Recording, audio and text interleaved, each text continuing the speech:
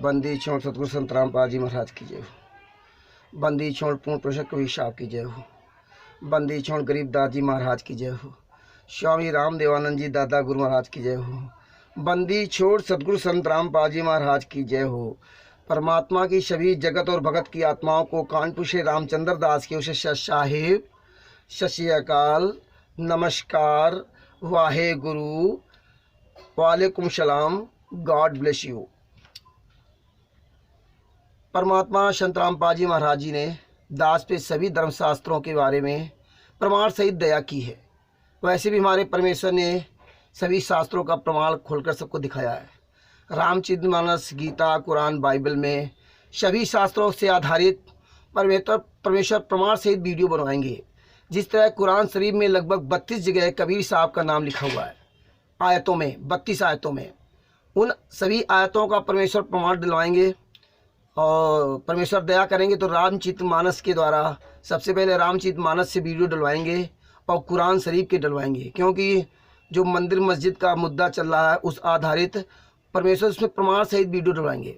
आपके शास्त्रों में जो प्रमाण सहित पहले से लिखा हुआ है उसी के दोहा, चौपाई या आयत जो भी है और उसी का अर्थ है आप तक सब पहुँचाएंगे परमात्मा। उसमें दास का किसी धर्म के प्रति, धर्म के लोगों के प्रति क्रिटिसाइड करने का मतलब नहीं है, केवल वास्तविकता से पहचानने, केवल वास्तविकता से परिचित करवाने केवल दास का कर्तव्य है। उसमें जो भी लिखा है वही आप तक पहुंचाया जाएगा। इसलिए दास उसमें लिखित बातों का दास उसका जिम्मेदार नहीं होगा। अतः आपके जो उस शास्त्र को लिखने वाले हैं वही उसके जिम्मेदार होंगे। बंदी छोड़ सतगुरु संत रामपाल जी महाराज की जय हो। परमात्मा की सभी प्यारी आत्माओं को कानपुर से रामचंद्र दास की उसे साहिब। भगत भाइयों, आज परमात्मा अब रामचरितमानस में आपको रामचरितमानस के संबंध में आप वीडियो पहुंचवाएंगे।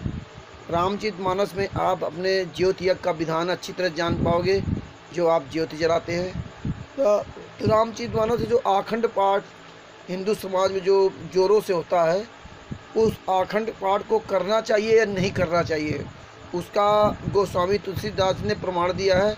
आज उसका इसमें प्रमाण दिखाया जाएगा। दूसरी बात, गोस्वामी तुलसीदास ने इस रामचरितमानस में ये झूठे धर्मगुरुओं की पोल खोली थी, लेकिन इन झूठे धर्मगुरुओं ने जैसे कबीर साहब जी के द्वारा बताई गई सच्चाई को दबा दिया था, इसी तरह गोस्वामी तुलसीदास जी के द्वारा इस रामचरितमानस जो सच्चाई लिखी गई थी उसको इन्होंने दबा दिया। लेकिन गोस्वामी तुलसीदास जी ने इसमें एक चौपाई लिख गए थे शुरुआत ही में कि एक न दिन वो कोई न कोई संत आएगा, इन बेसधारी ठगों के षड्यंत्र का उजागर होगा। तो आज वो गोस्वामी तुलसीदास जी की भविष्यवाणी सही साबित हुई और जितने ये बेसधारी ठग थे, झूठे धर्म गुरु थे, उनकी आज परमेश्वर इसमें पोल खुलवा रहे हैं। सबसे पहली बात तो गोस्वामी तुलसीदास जी के बारे में आपको इसमें बताया जाएगा। और इसके अलावा भी जब किसी भी महापुरुष का साहित्य पढ़ो तो उसमें उस महापुरुष की जीवनी जरूर पढ़ना चाहिए। तो इसमें महापुरुष की जीवनी भी पढ़वाएंगे। और गोस्वामी तुलसीदास जी ने ये श्री हनुमान बाहुक नामक एक ग्रंथ लिखा गया था जो गीता प्रेस गोरखपुर से भी प्रकाशित है।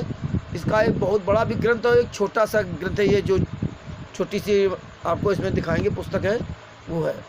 तो ये छोटी सी पुस्तक लेना ज़्यादा उचित है, वो बड़ा ग्रंथ नहीं। 100, 200, 400 रुपये लेना वो ठीक नहीं है। ये शायद 20 या 25 रुपये की इस समय होगी। तो इसमें हनुमान बाहुक के अनुसार आपको पता चलेगा जो कि हनुमान जी के दुनिया में बहुत उपासक हैं, श्री राम जी के उपासक हैं। कोई बालाजी जाता है, कोई त्रिपुटी बालाजी जाता है, कोई मेहंदीपुर वाले बालाजी जाता है। तो ये हनुमान जी की पूजा करने से आपको कोई लाभ नहीं है और ना श्री राम जी की पूजा करने से आपको कोई लाभ होगा। गोस्वामी तुलसीदास जी के दोनों हाथों में बाल तोड़ हो गया था, जिसको फोड़ा बोलते हैं, और इतना भीषण दर्द था और गोस्वामी तुलसीदास जी के वो फोड़े ठीक नहीं हुए। अंत में उसी दर्द से ही व्याकुल होकर के वो उनका जीवन समाप्त हो गया। तो भगत भाइयों, जब गोस्वामी तुलसीदास जी को श्री हनुमान जी और श्री रामचंद्र जी राहत नहीं दे पाए, तो फिर आप लोग क्यों चक्कर में पड़े हो? संत रामपाल जी महाराज जी की शरण में आइए, उन्होंने ये सारे ग्रंथों का प्रमाण दिखवाया है।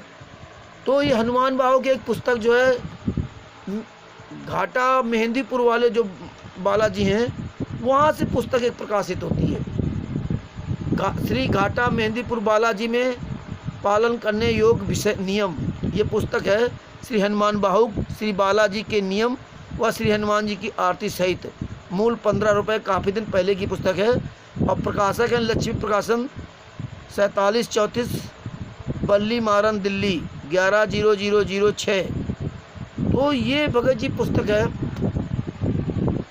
अब आपको रामचरितमानस का प्रमाण वो दिखाएंगे जिसमें इन बेजदारी ठगों का प्रमाण है, और अखंड पाठ आपको नहीं करना है। और गोस्वामी तुलसीदास जी किस तरह से हनुमान जी को सौगंध दिला रहे हैं और फिर भी उनके दुख दूर नहीं हुए, तो आप सबके कैसे दुख दूर होते हैं। इसलिए परमेश्वर रामचरितमानस में ही सारे प्रमाण डलवाएंगे। इसमें आपको बहुत सारे प्रमाण देखने को मिलेंगे।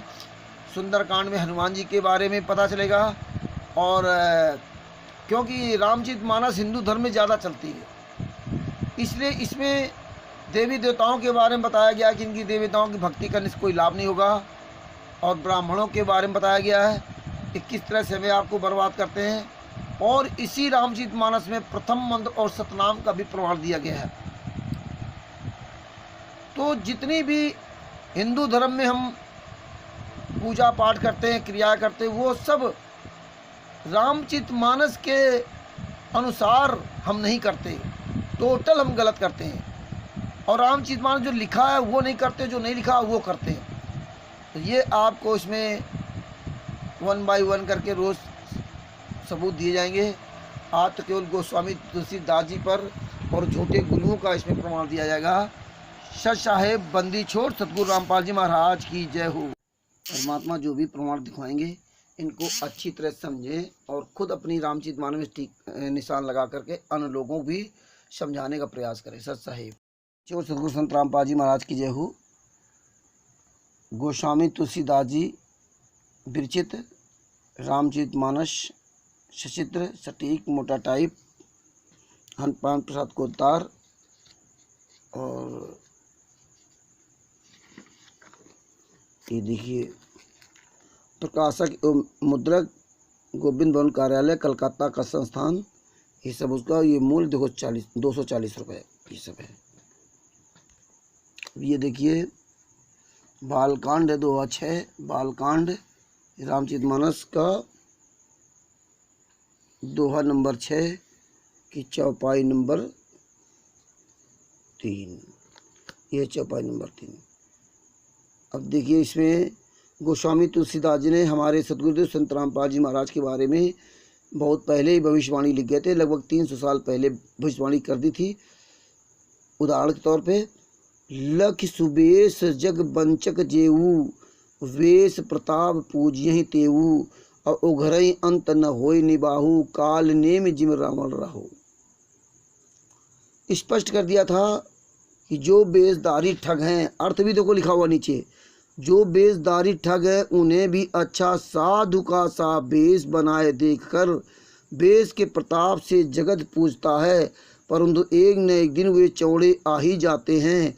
अंत तक उनका कपट नहीं निपटा, जैसे काल ने रावण और राहु का हाल हुआ।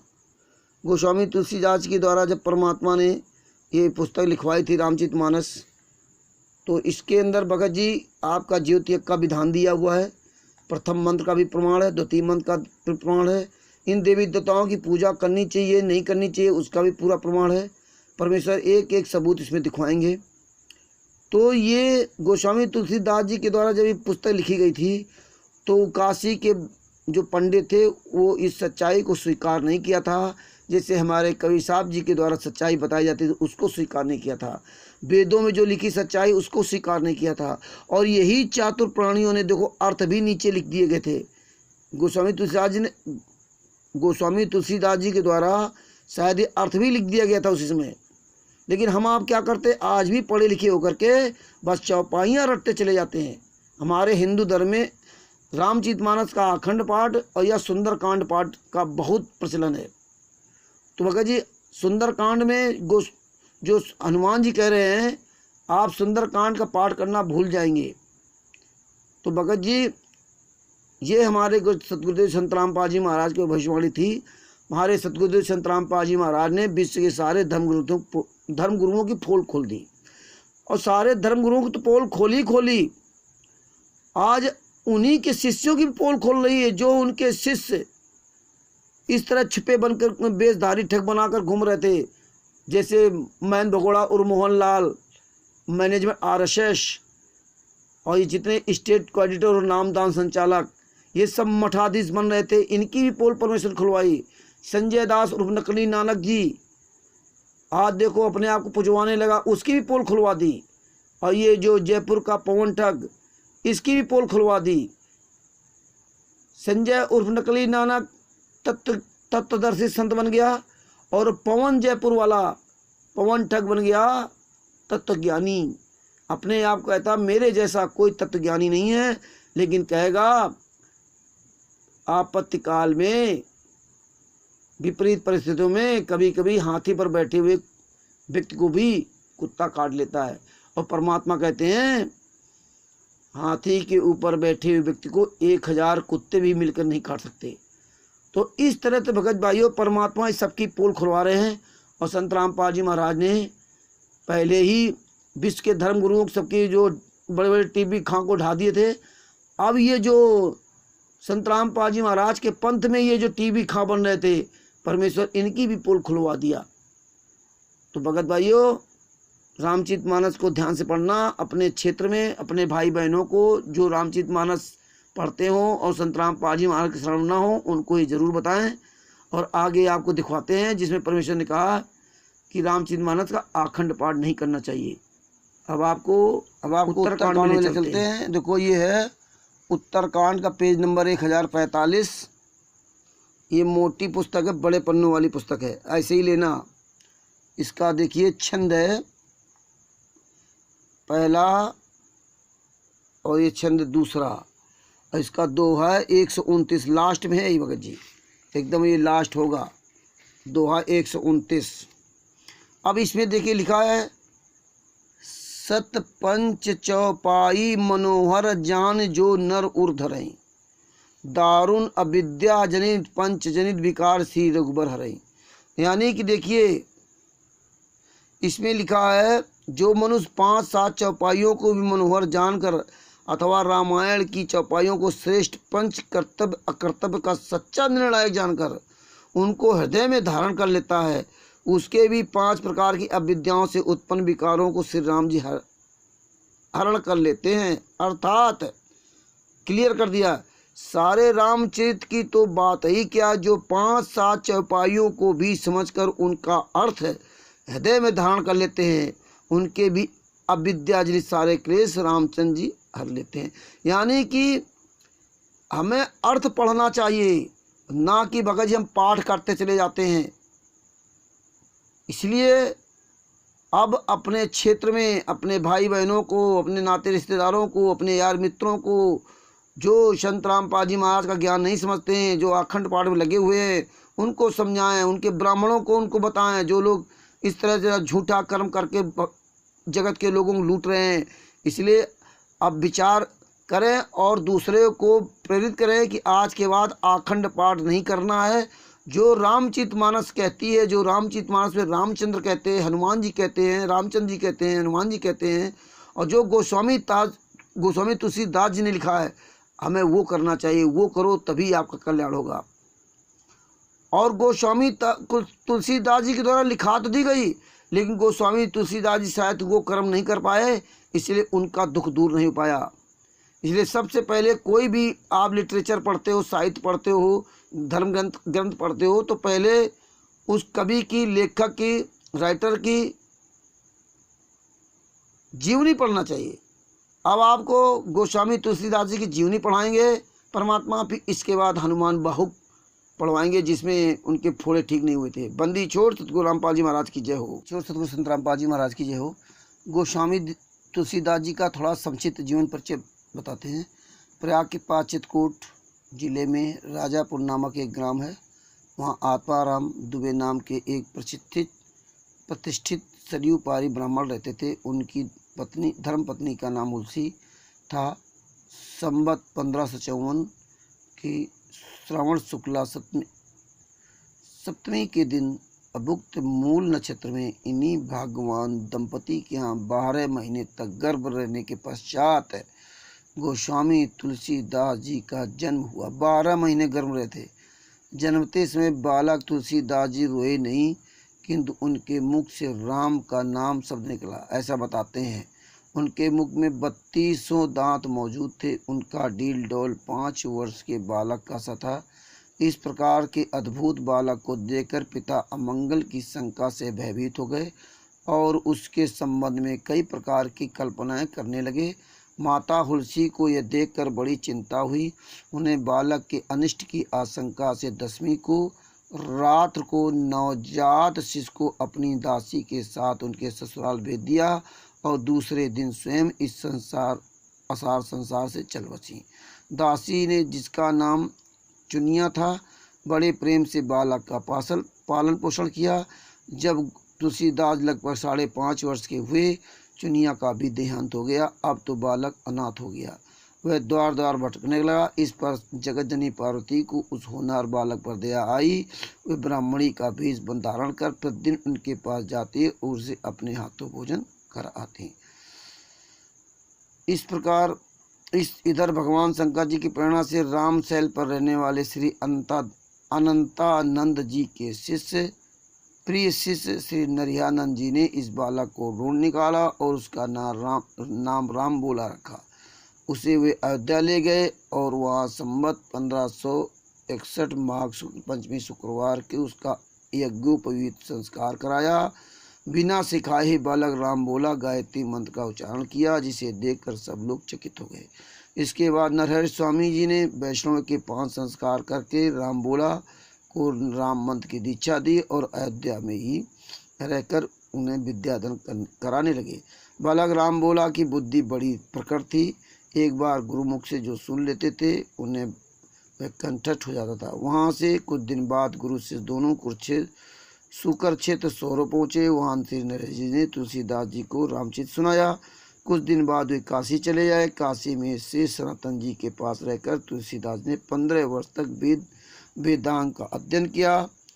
इधर लोक वासना को जागृत उठी और अपने विद्या गुरु से आज्ञा लेकर वे अपनी जन्मभूमि लौट आए। वहाँ आकर उन्होंने देखा कि उनका परिवार सब नष्ट हो चुका है। उन्होंने विधिपूर्वक अपने पिता का श्राद्ध किया और वहीं रखकर लोगों को भगवान कथा सुनाने लगे। संवत 1583 जेठ शुक्ल 13 गुरुवार को भारतदाज गोत्र की एक सुंदरी कन्या के साथ उनका विवाह हो और उस सुखपूर्वक नविता वधू के साथ रहने लगे। एक बार उनकी स्त्री भाई के साथ अपने मायके चली गई। पीछे पीछे गोस्वामी तुलसीदास जी वहाँ जा पहुँचे।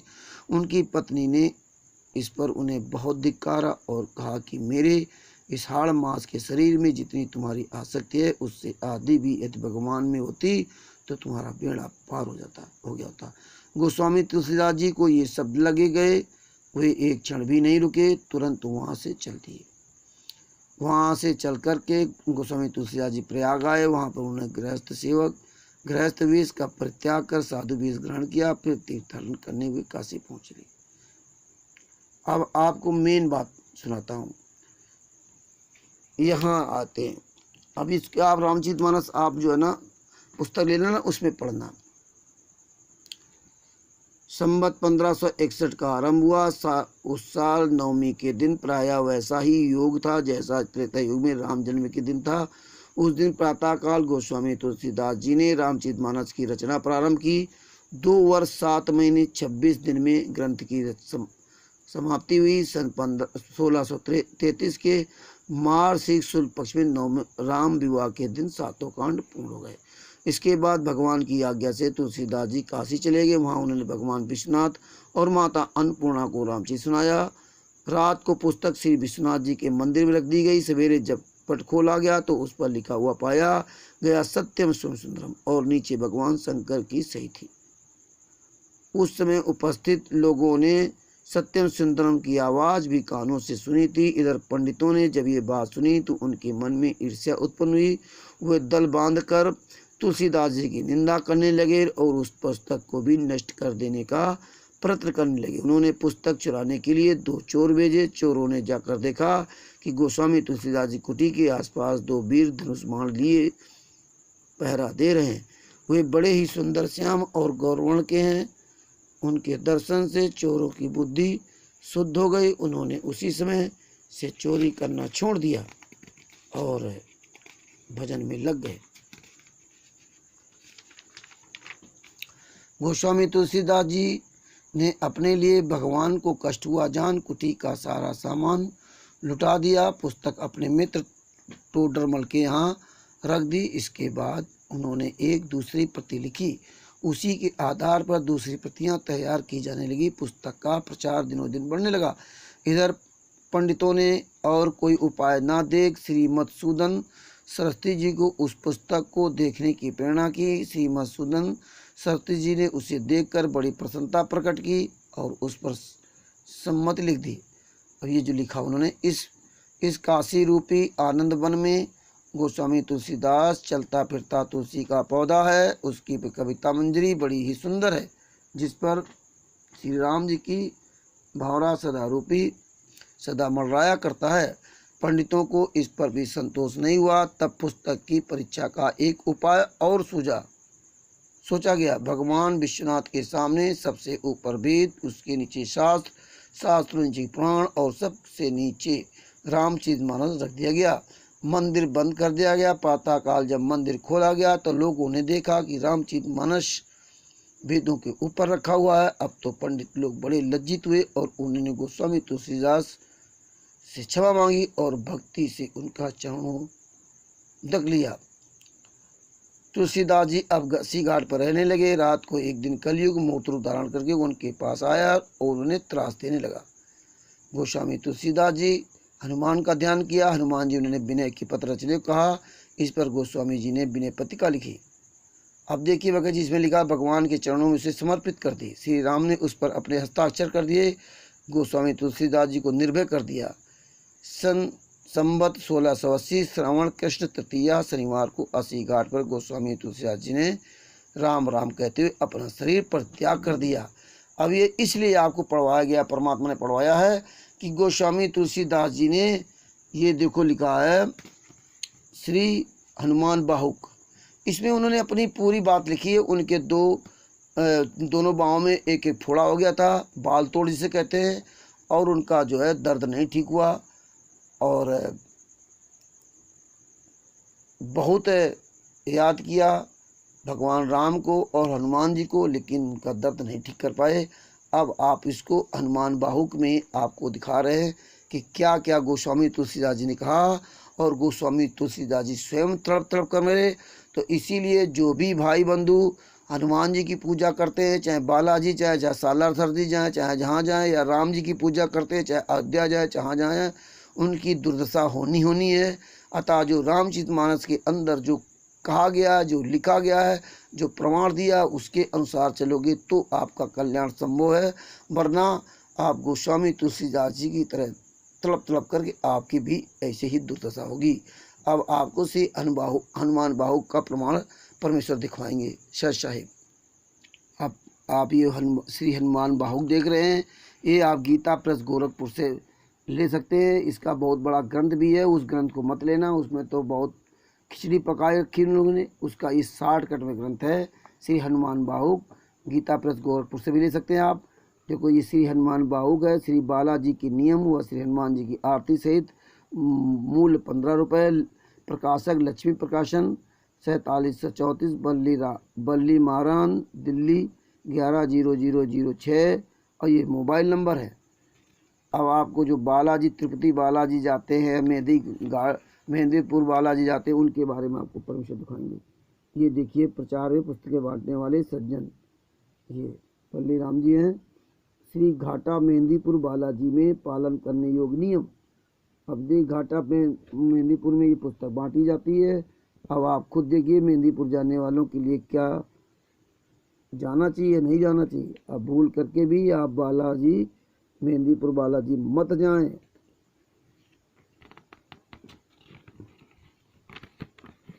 ये देखिए भगत जी ये सब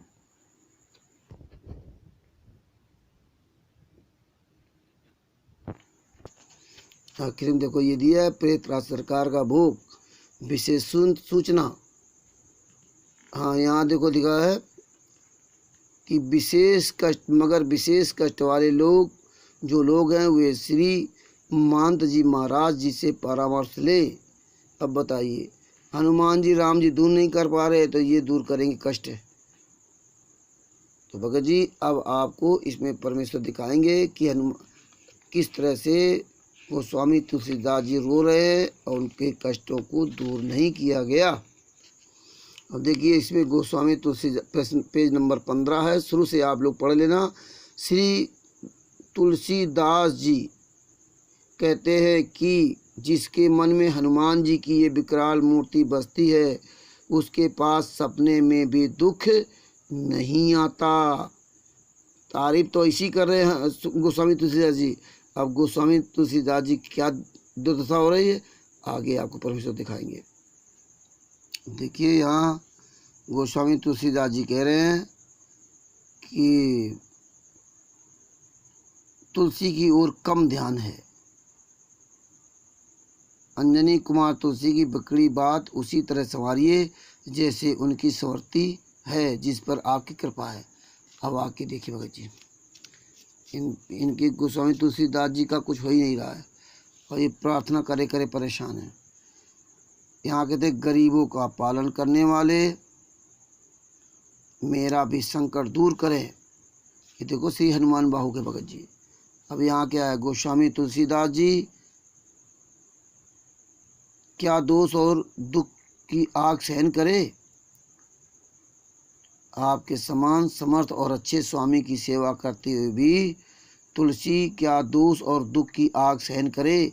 हे वानर श्रेष्ठ आप बाज बनकर दुष्टों को बटेर पक्षियों के समान मान लपेट क्यों नहीं लेते। अब देखो बता धमकी दे रहे कि गोस्वामी तुलसीदास जी कह रहे हनुमान जी से क्यों नहीं लपेट ले रहे हो, क्यों मेरा दुख नहीं दूर कर रहे हो। अक्षय कुमार को मारने वाले हनुमान जी आपने अशोक वाटिका को उजाड़ा। आज ये सब कहते हुए क्या कह रहे हैं, हे हनुमान जी तुलसीदास जी को पाप साप और संताप तीनों से सदा बचाने वाले हैं। अब देखो उनकी भुजाओं की पीड़ा है। यदि यहाँ कहते हे हनुमान जी संसार जानता है कि आप सेवकों की रक्षा करते हैं, आप अपनी प्रतिज्ञा ना भूलिए। हे स्वामी तुलसी आपकी सेवा में है, उससे क्या चूक हुई है।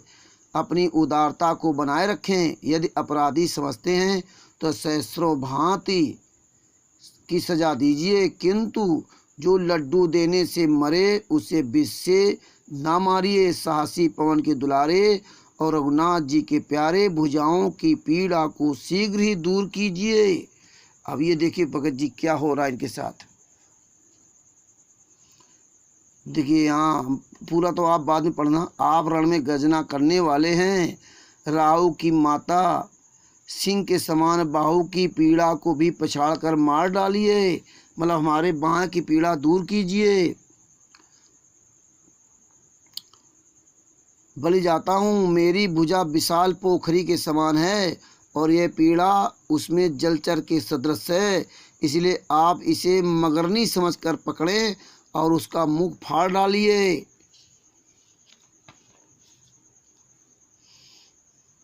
मेरे शोक संकट को दूर कीजिए। रोग रूपी अपार समुद्र को देखकर सभी वानर मन में हार गए।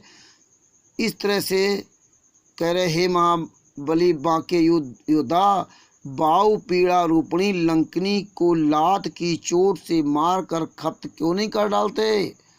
लोक परलोक और तीनों लोक को चारों लोग देखता हूँ। तुलसी आपका खास सेवक है, हृदय में आपका निवास है। वह भारी दुखी दिखाई देता है। बात रोग से बाऊ की पीड़ा के वाँच के लता के समान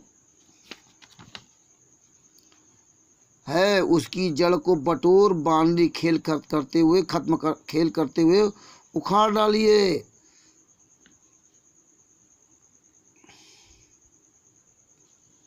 ये सब देखो भगत जी आगे सुनो। हे महाबली कपिराज, तुलसी की बाऊ की पीड़ा को पूतना पिशाचनी के समान है। आप बाल के रूप हैं, आपके ही मारने से ये मरेगी। यह कठिन पीड़ा भाग की लिखावट है, यह समय का क्रोध, शारीरिक त्रिदोष, वात का पित्त का फल अथवा मेरे भयंकर पापों का परिणाम है। दुख है या धोखे की छाया, मारणादि प्रयोग अथवा यंत्र मंत्र रूपी वृक्ष का फल है। मन की मैली पूतना पापनी भाग जा, नहीं तो मैं डंका पीट कर कह देता हूँ कि कपिराज का स्वभाव यानी कि हनुमान जी का स्वभाव जान पगली न बन। अगर बाऊ की पीड़ा रही तो तुझे महावीर बलवान हनुमान जी की आन है, उन्हीं की दिवाई सौगंध धराता हूँ। अब पीड़ा मत रहे, मतलब हनुमान जी को कसम दिला रहे, उसको भी सौगंध दिला रहे, लेकिन पीड़ा नहीं ठीक हो रही। तो गोस्वामी तुलसीदास जी की, हे हनुमान जी, आपने सिंह का बल से संहार कर सुरसा की चातुर को सुधार कर लंकिनी को घूसा मार गिरा, अशोक वाटिका उजाड़ी। फिर आगे क्या कहते हैं, फिर संकोच में आपने उसकी केवल बाऊ की पीड़ा को यथावत रखा है। तुलसी को यही बड़ा सोच है कि आप मेरी पीड़ा दूर नहीं कर रहे हो, और तो आपने सब कुछ किया। इसके बाद कहते हैं कि तुलसीदास को बाऊ की पीड़ा इतने दिन से है, क्या ये आपका आलस्य है या क्रोध का या परिहास है अथवा शिक्षा है। टुकड़े के लिए दरितावश घर घर फिरता था। ये प्रणतपाल, आपने बालक की तरह मेरा पालन पोषण किया है। हे वीर अंजनी कुमार, मेरी रक्षा की है, अब आप कभी भी नहीं बुलाएंगे, इसका मुझे भी भरोसा है। ये कपिराज, मैं सच कहता हूँ, तीनों लोग में आपके समान भला कौन है, किंतु सेवक दुर्दशा सहे इसका ही पछतावा है। बच्चों का खेल हो रहा है और चिड़िया मर रही है, आप क्या तमाशा देखते रहेंगे। अब देखिए गोस्वामी तुलसीदास जी कैसे तेवर बदल रहे हैं हनुमान जी के लिए। क्या कहते हैं, मेरे ही पाप एवं त्रिताप अथवा साप से बाऊ की पीड़ा को बढ़ी है, बाऊ की पीड़ा बढ़ी है। ये वेदना ना तो कही जाती है और ना सही जाती है। अनेक औषधि यंत्र मंत्र टुटका आदि किए, देवताओं को मनाया, पर सब व्यर्थ हुआ। पीड़ा तो बढ़ती ही जाती है। ब्रह्मा विष्णु महेश कर्म काल और संसार का समूह जाल कौन ऐसा है जो आपकी आज्ञा को ना मानता हो। हे रामदूत, तुलसी आपका दास है, आपने इसको अपना सेवक कहा है। हे वीर, आपकी उपेक्षा मुझे इस पीड़ा से भी अधिक पीड़ा कर रही है। अब बताइए, जब हनुमान जी गोस्वामी तुलसीदास जी की पीड़ा नहीं दूर कर रहे हैं, राम जी पीड़ा नहीं दूर कर रहे हैं, तो आम आदमी कैसे पीड़ा दूर हो जाएगी। अब आगे देखो, कहते हैं, आपका श्रेष्ठ सेवक आज तन मन वचन से दुख पा रहा है। इस थोड़ी सी बाऊ पीड़ा को तुलसी को बड़ी गिलानी है। कौन से हैं पाप अथवा आपका क्रोध है। क्या आपका प्रत्यक्ष प्रभाव लुप्त हो गया है, मतलब आप ताकतहीन हो गए। अभी समझो भगत जी, आगे देखो क्या कहते हैं,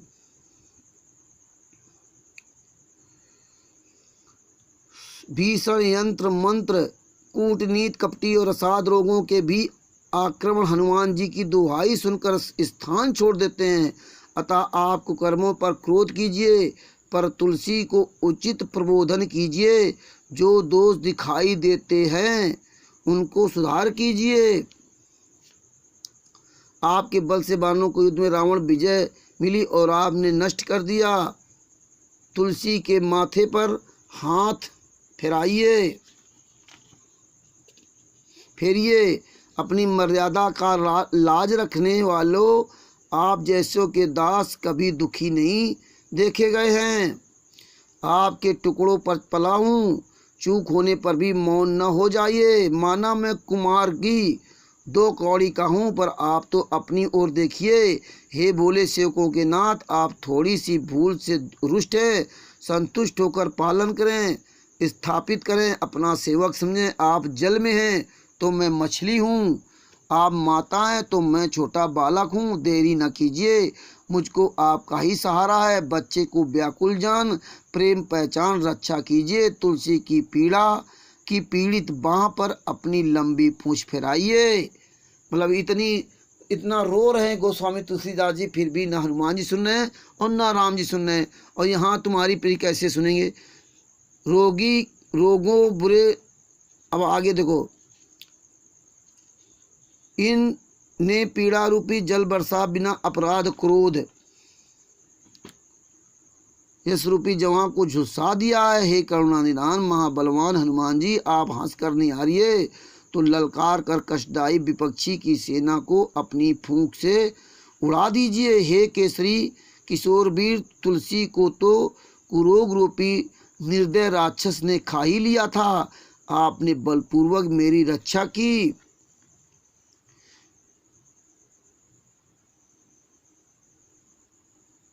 हे भुजाओं का आश्रय देने वाले, बाहु की पीड़ा से मैं सारा आनंद भूल दुखी हो पुकार रहा हूँ। हे रकुल के वीर, प्रिय पीड़ा को दूर कीजिए, जिससे मैं दुर्बल पंगु रहकर ही आपके दरबार में पड़ा रहूं।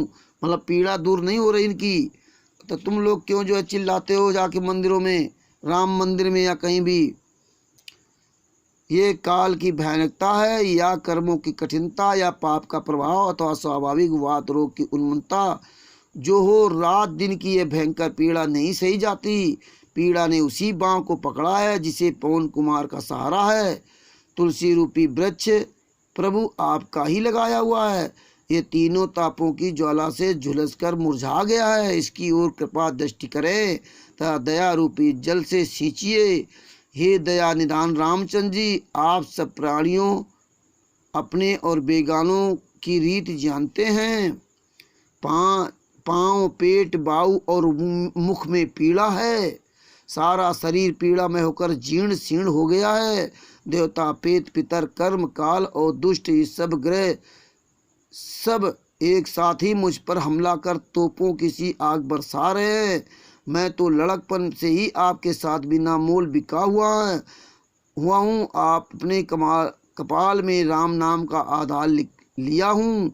राजा रामचंद्र जी, कहीं ऐसा भी हुआ कि अगस्त जैसे समुद्र पीने वाले मुनि सेवक गाय के खुर से बने गट्टे से भरे पानी में डूब जाएं? और राम जी भी नहीं सुन रहे, हनुमान जी नहीं सुन रहे। यहाँ जो है चिल्लाते हैं राम न चलेंगे हनुमान बिना। बाहु की पीड़ा रूप नीच स्वभाव और देह को शक्तिहीनता रूपी मारीच राक्षस और ताड़का रूपी मुख की पीड़ा एवं अन्यान्य बुरे रोग मानो राक्षस है। मैं प्रेम के साथ राम नाम का जप करना चाहता हूँ, परंतु काल दूत के समान ये भूत क्या मेरे बस में है? 2 अक्षर वाला राम नाम स्मरण करने पर राम लक्ष्मण सहायता करेंगे, क्योंकि संसार में इनका बड़ा नाम है। तुलसी कहते हैं, मन तांडव का वध करने वाले भारी योद्धा का स्मरण करें, वे उन्हें अपने बाण का निशाना बनाकर बड़ के फल के समान छेद दें।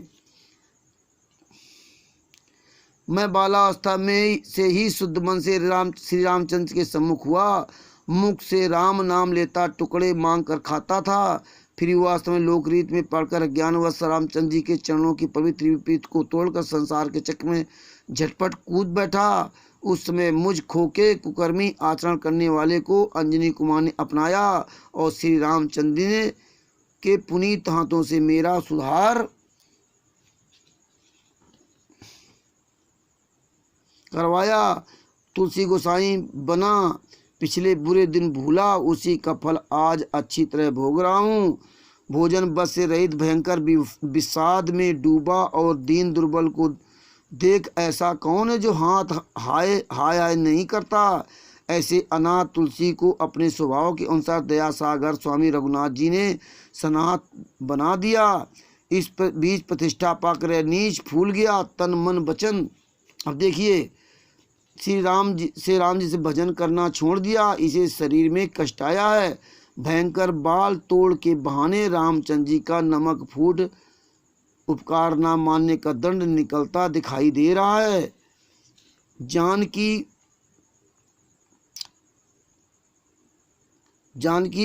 जीवन रामचंद्र जी का दास बना ही संसार में जीवित रहूं और मरने के लिए काशी तथा गंगा का किनारा रहे। ऐसे स्थान में जीवन मरण से तुलसीदास जी के दोनों में लड्डू रहे। ऐसे व्यक्ति के जीने मरने से उसके बच्चों को भी शोक नहीं होता। सब लोग मुझे झूठा सच्चा हो जो हो राम का ही दास कहते हैं। मैं ना शिव का हूँ न विष्णु का, इसका मुझे गर्व है। शरीर की भारी पीड़ा से विकल हो रहा हूँ। बिना रघुनाथ जी के मेरा कष्ट कौन दूर कर सकता है। अब देखो, हनुमान जी नहीं दूर किया तो राम जी भी दूर नहीं कर रहे और चिल्ला रहे हैं। और यहाँ बताते हो कि बालाजी चले जाओ, अयोध्या चले जाओ, राम का भजन कर लो।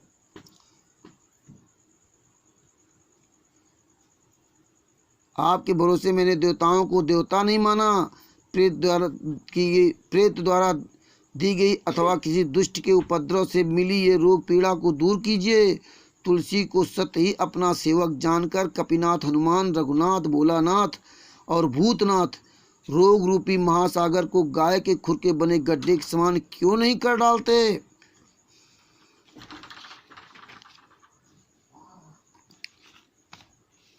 मैं हनुमान जी, सुजान राजा राम और कृपानिधान शंकर जी से निवेदन करता हूँ कि वो सावधान होकर सुने। विधाता ने ये दुनिया दुख सुख राग द्वेष गुण और दोष से भरी बनाई है। वेद बताते हैं कि रामचंद्र जी माया जीव काल कर्म और स्वभाव के कारण हैं। वह सत्य है। मैं विनती करता हूँ, कृपा मुझे ये समझा दीजिए कि आपसे क्या नहीं हो सकता। फिर मैं फिर भी चुप रहूँगा, क्योंकि जो बोया है वही काटना है। तो भगत भाइयों, ये ध्यान कर लीजिए, बालाजी या कहीं भी हनुमान मंदिर या राम मंदिर में जाने से आपका कोई लाभ नहीं होगा। चाहे जितनी आप हनुमान जी की आरती पढ़ लो, चाहे कुछ भी पढ़ लो। अब देख लीजिए, बालाजी के द्वारा बालाजी में ये पुस्तक बांटी जाती है। इसमें लिखा क्या है वो आपसे करवाया क्या जाता है। अतः भगत भाइयों, ये ध्यान करके सुन लो। जो भी आपके पास पड़ोसी लोग हों, जो भी हनुमान जी बालाजी सब जगह जाते हों, उनसे बता दीजिए, उनको दिखा दीजिए कि जब गोस्वामी तुलसीदास जी की बाहु पीड़ा को न हनुमान जी ठीक कर पाए, न श्री राम जी ठीक कर पाए, तो आपके दुख दर्द कैसे ठीक होंगे। अगर जो भी गोस्वामी तुलसीदास जी के द्वारा रामचरितमानस में लिखवाया गया था, अगर उसके अनुसार चले होते तो जरूर उनका उद्धार होता। जिस प्रकार से भगवान श्री कृष्ण के अंदर काल प्रवेश करके अर्जुन को ज्ञान दिया था, लेकिन उस ज्ञान पे अर्जुन को काल ने नहीं चलने दिया और उसकी दुर्दशा हुई। इसी तरह आप सब लोगों की दुर्दशा होगी अगर आप रामचरितमानस के अंदर जो बताया गया, जो लिखा गया उसके अनुसार नहीं चलोगे तो आपकी भी दुर्दशा होगी। क्योंकि हनुमान जी ने सुंदरकांड में जो बताया है, अगर सुंदरकांड के अनुसार चलोगे, जो उसमें लिखा है हनुमान जी के अनुसार, तो आपका कल्याण निश्चित है। और जो श्री राम जी ने इस रामचरितमानस के अंदर जो बताया है, अगर उसके राम जी के अनुसार चलोगे इस रामचरितमानस में, तो आपका कल्याण निश्चित है। अतः भगत भाइयों, इसीलिए परमेश्वर ने आप तक ये सबूत पहुंचाने का प्रयास किया है। और जगत के भाइयों से निवेदन करूंगा, ये प्रमाण देखिए।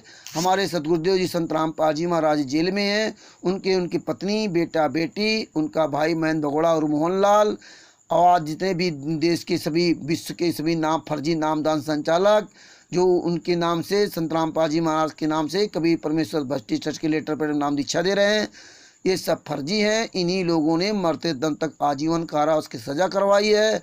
और उसमें अब 3 गद्दार शामिल हो गए। एक मैनेजमेंट आरएसएस का महेंद्र भगोड़ा, उधर संजय उर्फ नकली नानक, जो स्वयं जो है संत में बैठा, वो तत्वदर्शी संत है। और ये पवन टग, ये तत्वज्ञानी बन गया। तो इन तीनों लोगों ने संत रामपाल जी महाराज के इस पंथ को नष्ट करने का पूरा षड्यंत्र रचा है। लेकिन दिखावे में आपको लगेंगे कि संत रामपाल जी महाराज के बहुत खास लोग हैं, इनसे सावधान रहें और ये सबूत सब तक पहुँचाएँ। और ये सब हैं, देखो, ये मनोज अल्लाहदी, ये महेंद्र भगोड़ा, जो संत रामपाल जी महाराज को मरते दम तक आजीवन कारावास कराने वाली ये गद्दार है। हालांकि उस पर नितिन राजादा जी है वो नहीं है, वो तो मदन पंथी हैं, सबसे ऊपर गाड़ी रखा के। बात बाकी ये जितने ये गद्दार हैं इन लोगों ने संत रामपाल जी महाराज जी को, इन गद्दारों ने ही मरते दम तक आजीवन कारावास की सजा करवाई है। इन्होंने ही करौथा कांड करवाया और ये लोगों ने बरवाला कांड कराया। ये तो बहुत बहुत महागालीवाज महाधमकीवाज है राजस्थान की जो है अन्नुदासी। इन गद्दारों ने ही अरबों खरबों लूटा, संत रामपाल जी महाराज को जेल भिजवा दिया, मरते दम तक आजीवन कारावास की सजा करवा दी। इनको पहचान लो, यही फर्जी नामदान सेंटर पूरी दुनिया में खोल रखे हैं। अब ये आ गया संजय दास उर्फ नकली नालक। ये देखिए ढोंग कर रहा, ये गुरु बन गया, ये तत्व से संत बन गया, ये तो पैर छुआ रहा, सब कुछ कर रहा, ड्रामा कर रहा है। अब इसका एक और साथी है पवन ठग, वो तत्व ज्ञानी बन गया। वो कहता है ये है पवन ठग, भगोड़ा पवन ठग। ये कहता है मुझे ही सिर्फ परमात्मा ने अपने बच्चों में तत्व ज्ञान दिया और किसी को तत्व ज्ञान इस पृथ्वी नहीं है।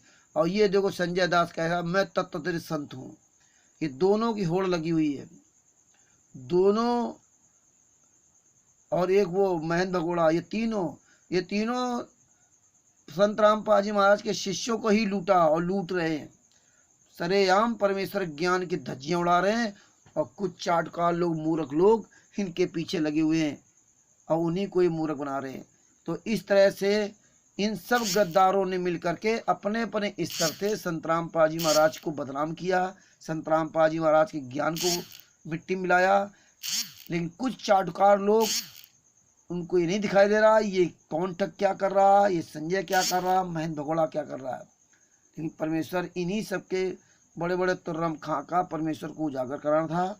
अतः भगत भाइयों, ये जो वीडियो है अगर आपको अच्छी लगे तो शेयर करें, लाइक करें, सब्सक्राइब करें और कमेंट्स करना ना भूलें। दास के चैनल का नाम है मेरे सदगुरु जी की प्रत्येक बात प्रमाणित सत्य है, ये चैनल का नाम है। इसमें आपको रामचरितमानस या अन्य सभी शास्त्रों के प्रमाण सब भेजे जाएंगे। बंदी छोड़ सतगुरु संत रामपाल जी महाराज की जय हो।